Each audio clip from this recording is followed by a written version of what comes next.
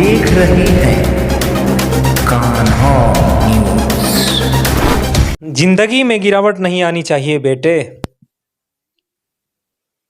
हर एक गिरावट को तो छोड़ो, ये गिरावट आए या ना आए, जब अपने देश का संविधान और कानून व्यवस्था जो उच्च न्यायालय और सर्वोच्च न्यायालय है, जब नेताओं के सामने वो घुटना टेक देता है, तो लोग अपने आप को ये सोचते हैं कि अपने जिंदगी में गिरावट नहीं आना चाहिए। गिरावट तो जिंदगी का एक रहस्य है। गिरावट तो आना ही आना है, इसमें कोई बड़ी बात नहीं है। लेकिन जो अपना लोकतंत्र है, अब एक एक अंधभक्त ऐसे अपने देश के भीतर हैं, वो कह रहे हैं कि राज तिलक की करो तैयारी। ये राज तिलक कब से आने लगा बे? राज तिलक की करो तैयारी। अपना देश जो है वो लोकतंत्र है, लोकतंत्र डेमोक्रेसी है। राज तिलक कब से आने लगा अपने देश में? मजेदार बात है। तो जब अपने देश के भीतर वो तमाम लोकतंत्र को बचाने वाले जितने भी इंसान हैं, वो अब नियम कानून संविधान को तो अपने दिल से मान ही रहे हैं, लेकिन भरोसा नहीं है साहेब, भरोसा नहीं है इस नियम और कानून पे। हालांकि लोग कहते हैं कि जिंदगी में गिरावट नहीं आनी चाहिए। कौन कहता है? कौन कहता है कि जिंदगी में गिरावट नहीं आनी चाहिए? कौन कहता है? जिंदगी में गिरावट होनी चाहिए। हमारे जैसे लोग, अरे जिंदगी में गिरावट बिना ठोकर लगे हुए इंसान बन ही नहीं सकता है। मजेदार बात तो सोचने वाली ये है, जिंदगी में क्यों नहीं होनी चाहिए गिरावट? गिरावट जीवन में होनी चाहिए। बिना गिरे इंसान सीख नहीं पाता है। लोग अपने आप को ये सोचते हैं कि जिंदगी में गिरावट कभी नहीं आनी चाहिए। मजेदार बात है, नहीं आना चाहिए। क्यों नहीं आना चाहिए? क्यों नहीं आना चाहिए जिंदगी में गिरावट? अरे तू ही नहीं, ये भी गिरा, वो भी गिरा, सब गिरे। तू ही नहीं, ये भी गिरा, वो भी गिरा, सब गिरे। कोई ऐसा व्यक्ति नहीं है जो कि अपने जीवन में नहीं गिरा हो। अरे जन्म लेते ही वो गिरता हुआ आता है, उस व्यक्ति को समझना चाहिए। जन्म लेकर ही उस व्यक्ति को समझना चाहिए कि हम गिरते हुए आते हैं, तो गिरने से हम क्यों डरें? लेकिन अपने देश में अब लोकतंत्र का लोग ये नहीं देख रहे हैं कि अब लोकतंत्र है। अब लोकतंत्र एक का जो जितने भी लोग हैं वो ये कह रहे हैं राज तिलक की करो तैयारी। ये कब से आने लगा बे लोकतंत्र देश में? कब से आने लगा? तो जिंदगी में गिरावट नहीं आनी चाहिए। अरे तू भी गिरा, ये भी गिरा, वो भी गिरा, सब गिरे। मान गिरता है, सम्मान गिरता है। मान गिरता है, सम्मान गिरता है। बच्चों की नादानी से खानदान गिरता है। मान गिरता है, सम्मान गिरता है। बच्चों की नादानी से खानदान गिरता है। और अभिमान का गिरना तो तय है, और अभिमान का गिरना तो तय है, तो गिरने में काहे का भय है? गिरने में काहे का भय है? सुबह में ओस गिरती है, सुबह में ओस गिरती है, दोपहर में धूप गिरता है, और शाम को छांव गिरती है। सुबह में ओस गिरती है, दोपहर में धूप गिरता है, शाम में छांव गिरती है। गिरना जीवन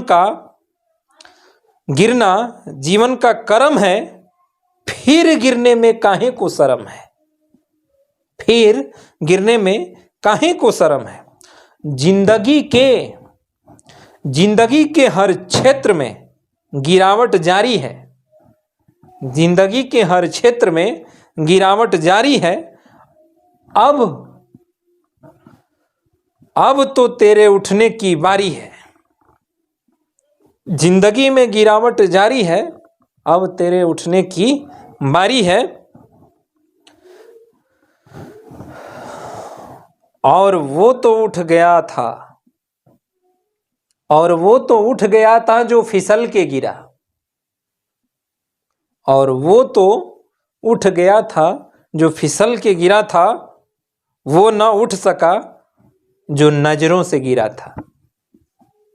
तो जो फिसल के गिरता है वो कहीं ना कहीं एक बार उठ जाता है, लेकिन जो नजरों से गिरता है वो कभी उठ नहीं पाता है। इसलिए जो अपनी लोकतंत्र है, जो संविधान है, इसको फिसला फिसला करके गिराया जा रहा है।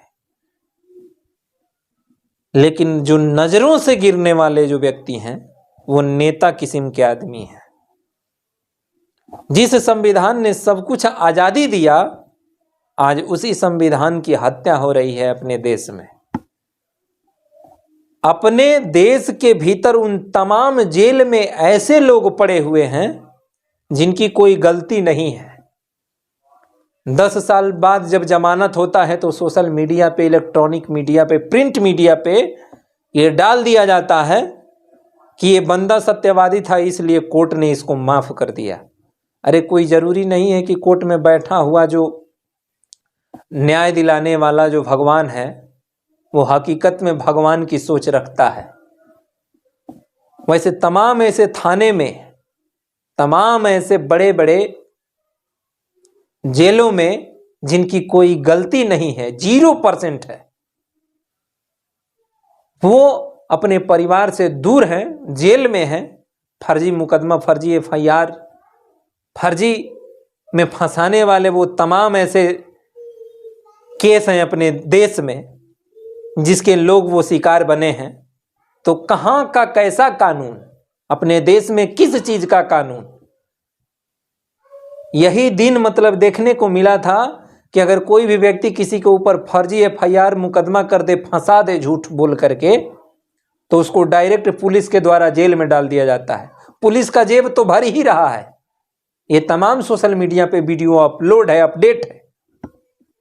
पुलिस का जेब तो भर ही रहा है, लेकिन बिना गलती का, बिना वजह उन तमाम गरीब और मजदूरों को जेल में डालने का काम किया जा रहा है, वो भी पुलिसों के द्वारा। और आजकल के जनरेशन में जब पुलिस की नौकरी नहीं मिल रही है सरकार को, तो यही प्लस पॉइंट है। पुलिस कितनी ईमानदारी से काम कर रही है अपने देश के भीतर, ये बताने की जरूरत नहीं है। अगर पुलिस ईमानदारी से अपने हक और अधिकार को देख करके, अपने पद की गरिमा को ख्याल में रख करके अगर पुलिस अपना काम करती, तो सरकार, लोकतंत्र चुनता है सरकार को। सरकार की यह हिम्मत नहीं है कि सरकार बेवजह किसी को उठा करके पुलिस के द्वारा जेल में डलवा दे। लेकिन वो पहले से ही ऐसा सिस्टम बनाया गया है, जो बेगुनाह है, जो बेगुनाह होते हुए भी जेल में सड़ रहा है, अगर वो परिवार का वही रक्षक होगा तो उस परिवार वालों को तो भूखे ही मरना पड़ेगा, जबकि उसकी कोई गुनाह नहीं होता है। जबरदस्ती उसको फंसाया जाता है, किसी के द्वारा फंसवाया जाता है, और फंसवाने के बाद उसको जेल में डाल दिया जाता है। और नहीं तो पुलिस वाले धमकी देते हैं कि फर्जी FIR करके बाबू जेल में डाल देंगे। पता नहीं ये किस किताब में लिखा होता है, कहां से पढ़ के फर्जी जाते हैं, और कौन सा ऐसा टीचर है जिसने ऐसे पुलिस वालों को पढ़ाया है। खुलेआम अपने देश के भीतर दादागिरी और गुंडागिरी चल रही है, खुलेआम। सुप्रीम कोर्ट का भी नहीं सुना जा रहा है। इसका मतलब अपना देश जो है वो भ्रष्ट और करप्ट नेताओं से चलता है। अपना देश का यही विडंबना है। कि भ्रष्ट और करप्ट अपने देश को चलाएंगे। कोई नियम कानून का मतलब, कोई संविधान का मतलब, कोई कोर्ट और कोई कचहरी का मतलब कुछ नहीं होता है। और पुलिस तो गुलामी कर ही रहे हैं। तमाम ऐसे वीडियो वायरल होते हैं। उसके आधार पर यह बोलना कोई गलत बात नहीं है कि पुलिस किसके इशारे पे काम कर रही है। कहां से बचेगा अपना देश और लोकतंत्र जब सुप्रीम कोर्ट के आदेश को ही स्टेट बैंक ऑफ इंडिया वाले खारिज करने का प्रयास करते हैं। क्या भरोसा रहेगा इस देश में? कोई भरोसा नहीं है। जय हिंद, जय भारत।